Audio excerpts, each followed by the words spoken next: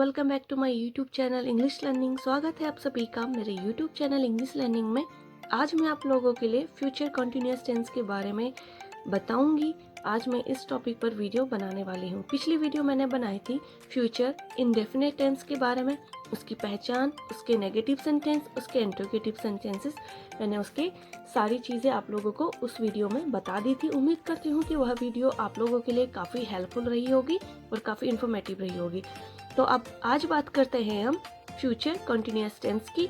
उसकी पहचान कैसे होती है, इसकी पहचान कैसे होती है, इनके रूल्स क्या होते हैं, इनका स्ट्रक्चर कैसे बनता है और इनका इस्तेमाल कैसे हम अपने इंग्लिश के वाक्यों में लगाएंगे। तो बात करेंगे आज हम फ्यूचर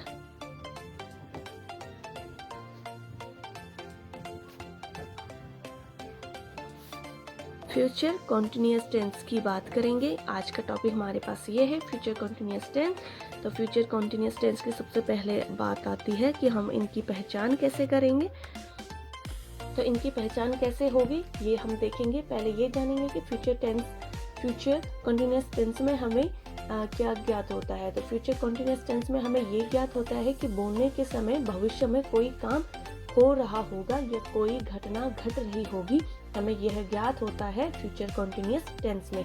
तो जहाँ पे आपको ऐसा लगेगा कि बोलने के समय में कोई काम हो रहा है, भविष्य काल में कोई काम हो रहा है या कोई घटना घट रही है, जैसे कि वे भी सो रहे होंगे, श्याम गाना गा रहा होगा, राम कहानी पढ़ रहा होगा, ये सब चीजें जहाँ पे आ जाएगी आप वहाँ पे समझ जाना कि यहाँ पे फ्यूचर कंटिन्यूअस टेंस की बात हो रही है। तो सबसे पहले आते हैं इनकी पहचान की। इनकी पहचान होती है हिंदी में हिंदी वाक्यों के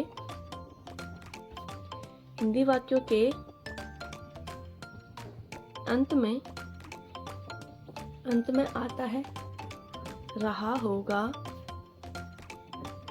रही होगी, ठीक है, रहा होगा, रही होगी, रहे होंगे, रहा होगा आदि शब्द आते हैं।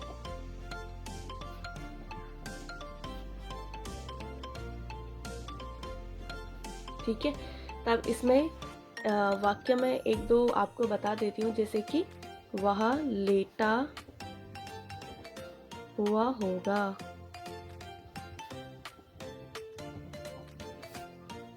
नेक्स्ट है वह सो रहा होगा। ठीक है, तो इनकी पहचान मैंने आपको बता दी। उनके अंत में आएगा रहा होगा, रही होगी, रहे होंगे, रहा होगा आदि शब्द उनके वाक्य के अंत में आता है। तो वहाँ पे आप पहचान जाएंगे कि फ्यूचर कंटिन्यूअस टेंस की यहाँ पे बात हो रही है। तो ये थी इनकी पहचान जो कि मैंने आप लोगों को बता दी है। अब बात करते हैं इनमें मेन वर्ब की, कि हमारे पास मेन वर्ब और हेल्पिंग वर्ब क्या आती है। तो मेन वर्ब हमारे पास आती है इसमें, मेन वर्ब की अगर हम बात करें इसमें, तो इसमें आती है वर्ब की फर्स्ट फॉर्म, ठीक है, ऑफ प्लस आईएनजी। वर्ब की फर्स्ट फॉर्म प्लस आईएनजी आएगी। ठीक है, ये चीज आपको याद रखनी है। नेक्स्ट हम लेते हैं हेल्पिंग वर्ब, जिसको हम हिंदी में बोलते हैं सहायक क्रिया।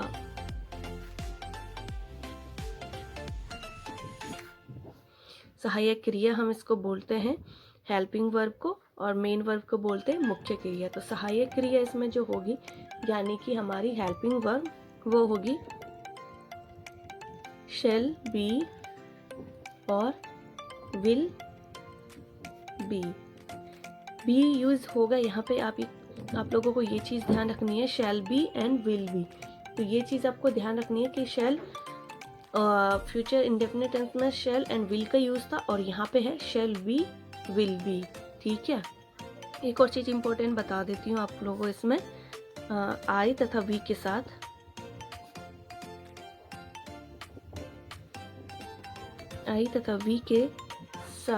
शैल बी का यूज होगा शैल बी का प्रयोग करोगे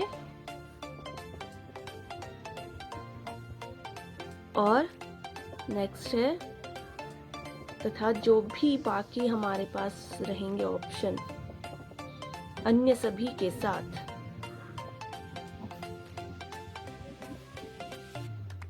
विल बी का प्रयोग किया जाता है। विल बी का प्रयोग किया जाता है। तो ये चीज आपको याद रखनी है। आई तथा वी के साथ शैल बी का प्रयोग करेंगे, बाकी अन्य सभी के साथ विल बी का प्रयोग करेंगे। ये थी मेन वर्ब और हेल्पिंग वर्ब। तो आपको हेल्पिंग वर्ब और मेन वर्ब याद रखनी है और ये भी याद रखना है आई तथा वी के साथ शैल का यूज होगा, मतलब शैल बी का यूज होगा तथा अन्य सभी के साथ विल बी का यूज होगा। अब बात करते हैं इसमें स्ट्रक्चर की, सिंपल सेंटेंसेस की। तो सिंपल सेंटेंसेस हम लेंगे साधारण वाक्य,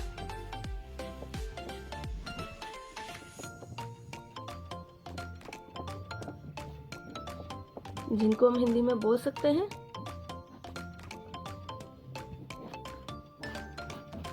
साधारण वाक्य।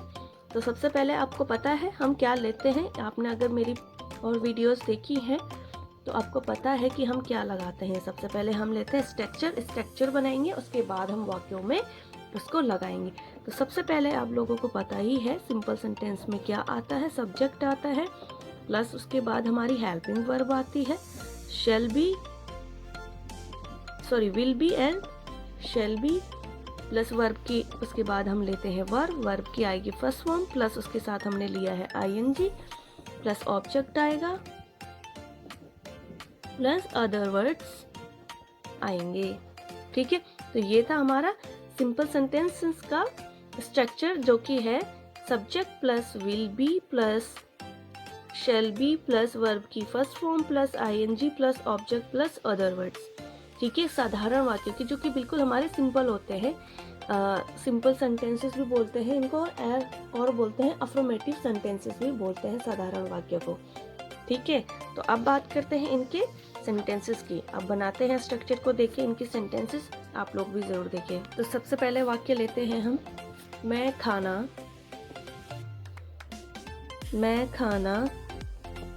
खा रहा हूँगा। मैं खाना खा रहा हूँगा के लिए क्या आएगा, आई शैल बी। मैंने बताया था आई के साथ शैल आएगा, I shall be cooking the food. क्या आएगा, I shall be cooking the food. मैं खाना खा रहा हूँगा। नेक्स्ट लेते हैं हम इसमें, हम यात्रा कर रहे होंगे। हम यात्रा कर रहे होंगे, इसके लिए आएगा we shall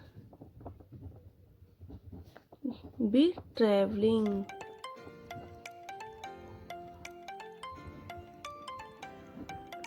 we shall be travelling. Third लेते हैं हम, मोहन अंग्रेजी सीख रहा होगा। मोहन अंग्रेजी सीख रहा होगा, इसके लिए आएगा Mohan will be learning English. ठीक है, फोर्थ लेते हैं हम, रवि पत्र लिख रहा होगा।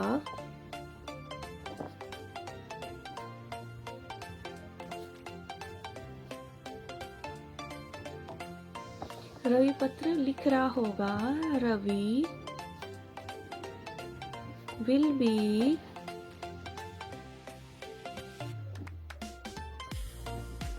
B writing a letter. अगर आप लोगों को मेरी राइटिंग समझ में नहीं आ रही है तो मैं बोल भी रही हूँ, आप उस चीज को भी ध्यान से सुनिए। रवि पत्र लिख रहा होगा, Ravi will be writing a letter.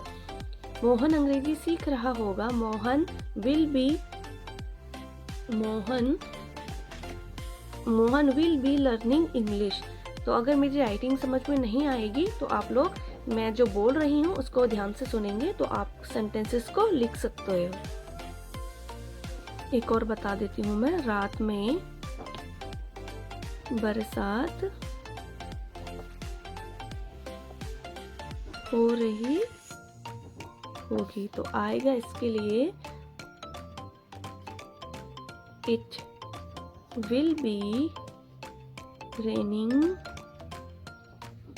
At night. Okay, तो ये थे हमारे साधारण वाक्य। मैंने जो आप लोगों को बता दिए हैं कि इनका स्ट्रक्चर कैसे बनेगा और इनका यूज कैसे होगा। जैसे मैं खाना खा रहा होऊंगा, I shall be cooking the food. जैसे कि मैं खाना खा रहा होऊंगा, I shall be cooking the food. Sorry, यहाँ पे कुकिंग नहीं आएगा, मैंने गलत लिख दिया है, तो आप लोगों को इस चीज का ध्यान रखना है। खाने के लिए आता है eating, I shall be eating the food. हम यात्रा कर रहे होंगे, we shall be travelling. Mohan अंग्रेजी सीख रहा होगा, Mohan will be learning English. Ravi पत्र लिख रहा होगा, Ravi will be writing a letter. रात में बरसात हो रही होगी, it will be raining at night. ठीक है, अब बात करेंगे हम नेगेटिव सेंटेंसेस की।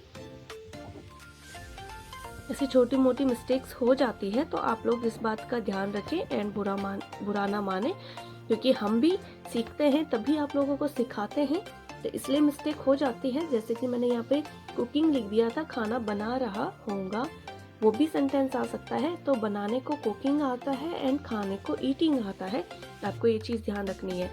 तो मुझसे मिस्टेक हो गई थी, इसलिए उसके लिए सॉरी। अच्छा हुआ मैंने उसको दोबारा पढ़ दिया। तो इसलिए नेगेटिव सेंटेंसेस की अगर हम बात करते हैं तो जिसको हम हिंदी में बोलते हैं नकारात्मक वाक्य। ठीक है, तो नकारात्मक वाक्य में सबसे पहले आपको पता ही है हम क्या लेते हैं, स्ट्रक्चर। तो स्ट्रक्चर लेंगे, सबसे पहले क्या आता है आप लोगों को पता ही है, सब्जेक्ट प्लस आएगा, फिर आएगा will not be, shall not be. ठीक है, प्लस वर्ब की first form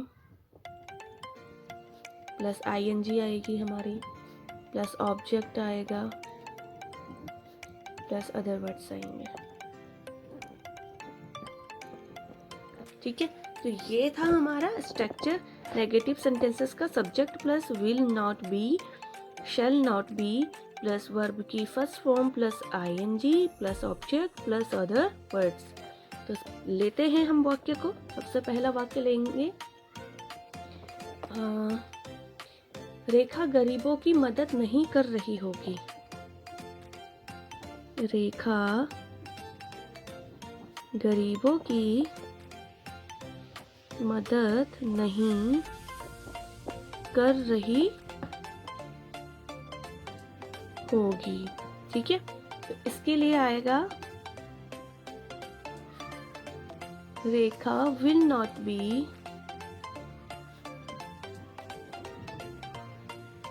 helping the Rekha will not be helping the poor। Next लेते हैं हम दूसरा वाक्य, तुम बाग से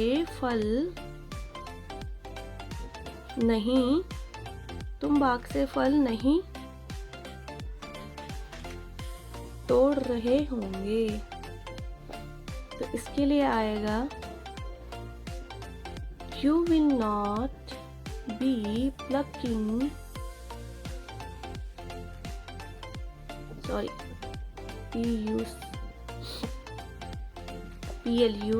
Plucking, plucking the fruits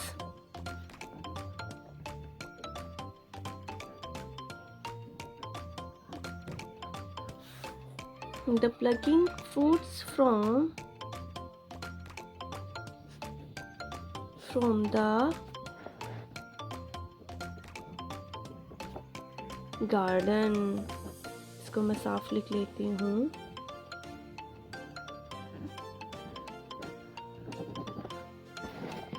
You will not be plucking the fruits from the garden. तुम बाग से फल नहीं तोड़ रहे होंगे. You will not be plucking the fruits from the garden. रेखा गरीबों की मदद नहीं कर रही होगी. रेखा will not be helping the poor. तीसरा मैं एक और बता देती हूँ आपको. वह कविता नहीं पढ़ रहा होगा. तो इसके लिए आएगा We will not be reading a poem. ठीक है. फोर्थ एक और बता देती हूँ. तुम गाँव नहीं जा रहे होंगे. ठीक है. You will not be you will not be going to village. ठीक है. अब बात करते हैं. ये थे हमारे नेगेटिव सेंटेंसेस. वह कविता नहीं पढ़ रहा होगा. We will not be reading a poem. तुम गाँव नहीं जा रहे होंगे. You will not be going to village. अब बात करते हैं हम इंट्रोगेटिव सेंटेंसेस की.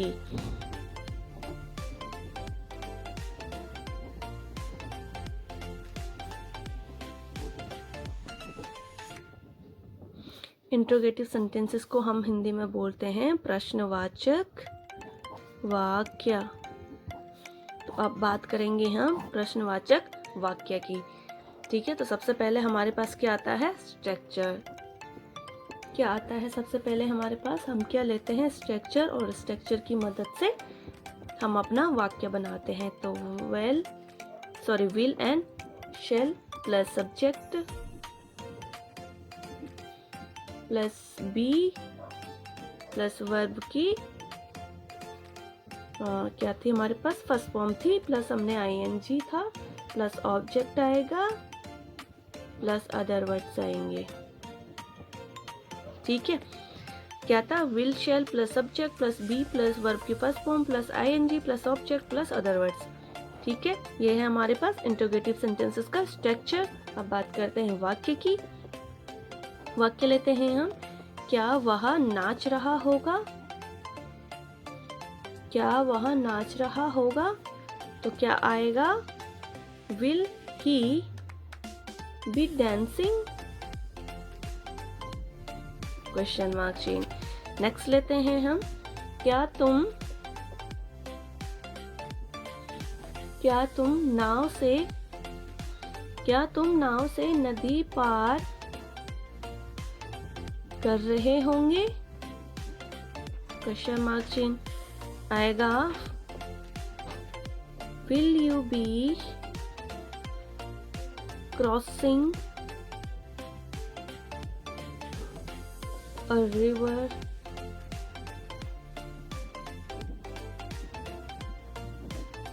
by boat? थर्ड लेते हैं. क्या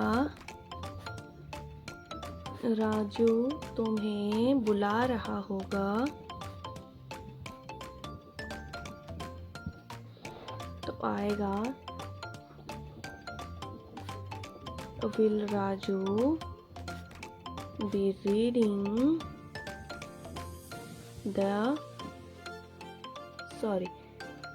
क्या राजू तुम्हें बुला रहा होगा?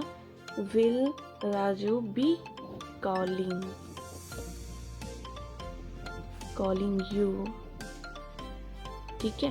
क्या राजू तुम्हें बुला रहा होगा? Will Raju be calling you? Next लिखते हैं. क्या दादाजी अखबार पढ़ रहे होंगे? तो आएगा will the grandfather be reading the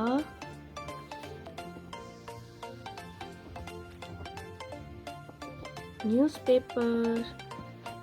ठीक है, क्या दादाजी अखबार पढ़ रहे होंगे? Will the grandfather be reading the newspaper?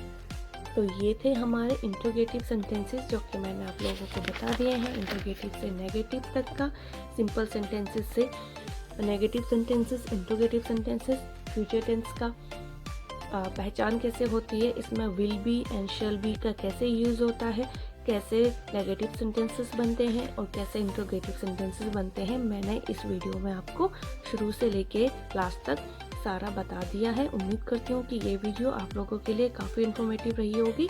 आप इस वीडियो को लास्ट तक ज़रूर देखेंगे एंड लाइक शेयर सब्सक्राइब ज़रूर करेंगे और शेयर भी करेंगे। तो मिलते हैं नेक्स्ट वीडियो में, तब तक के लिए टेक केयर, बाय बाय।